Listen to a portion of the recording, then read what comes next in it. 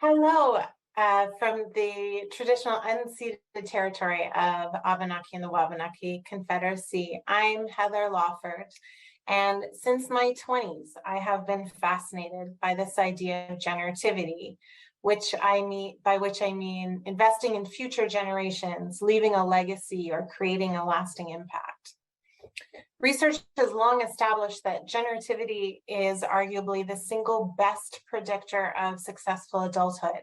It predicts good parenting, it predicts good work or career development, it predicts high life satisfaction. And for women, it often is the reason that they engage in politics. So if generativity is so important for adults, what does it mean for youth? Well, there continues to be doubt in academia and in policy and programming spaces about the relevance of generativity for youth. Over the years, I've heard many decision makers argue that young people cannot be generative because they don't have a need to be needed, they don't have a sense of their own mortality, or they're too focused on themselves to focus on others. All the work we've done in our community and youth lab indicates that these assumptions are just not true. So whenever I hear these assumptions, I wonder about the youth generativity we're missing out on because we assume it's just not there. Organizations that support youth generativity, like Taking It Global, put their money where my mouth is. They value and resource youth ideas and initiatives. You see evidence of early generativity in the youth who engage in Taking It Global. They engage in issues that will impact generations to come, like climate change, public education, truth and reconciliation, protecting and preserving Indigenous languages, dismantling structural racism, access to healthy food, even music and art.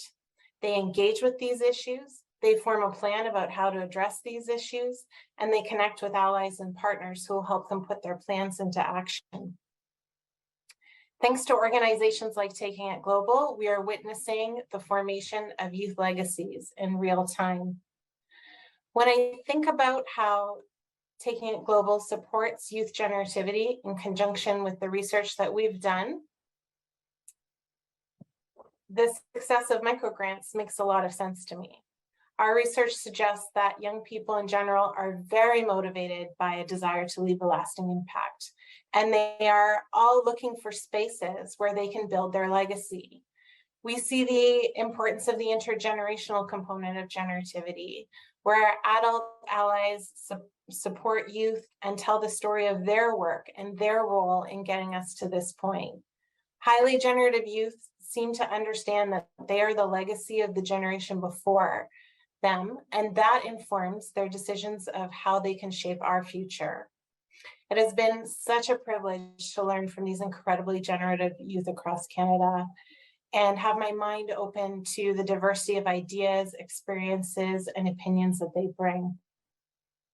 In this research, youth have told us how we as adult leaders could support their legacy work. We need to listen. We need to keep an open mind and trust their ideas. We need to offer them resources and funding, and we need to advocate to give them a space at the table. If there's one thing I've learned from this, when people of all ages create space for youth generativity, we all benefit. Thank you.